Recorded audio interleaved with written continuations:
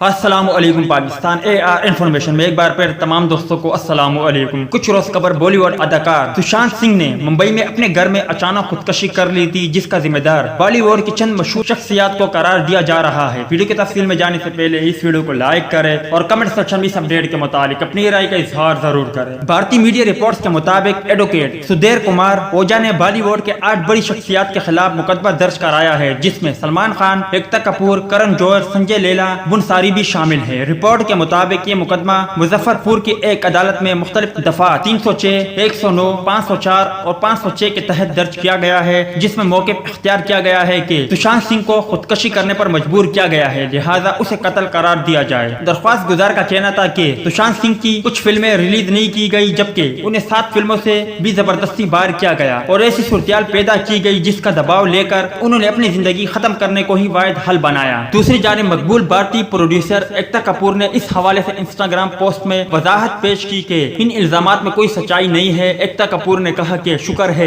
मुझ पर सुशांत सिंह को नाकास्ट करने का मुकदमा दर्ज किया गया, जबकि उसे मैंने ही लॉन्च किया था। मैं ये सोचकर इंतहाई परेशान हूँ कि कैसे ऐसी साजिशें फैलाई जा सकती है। उन्होंने दरख्वास्त करते हुए लिखा कि सुशांत सिंह के घर वालों को सुकून के साथ शोक तो मनाने दे, सच सामने आ जाएगा। तो दोस्त ये थी सुशांत सिंह के हवाले से कुछ अपडेट। वीडियो अच्छी लगी हो तो लाइक करें, बुरी लगी हो तो डिसलाइक करें। चैनल को अभी तक सब्सक्राइब नहीं किया तो उसे भी सब्सक्राइब करें और साथ ही साथ बेल आइकन पर भी क्लिक करें, ताकि जब भी हम कोई वीडियो अपलोड करें उसकी नोटिफिकेशन फौरन आपको मिलती रहे।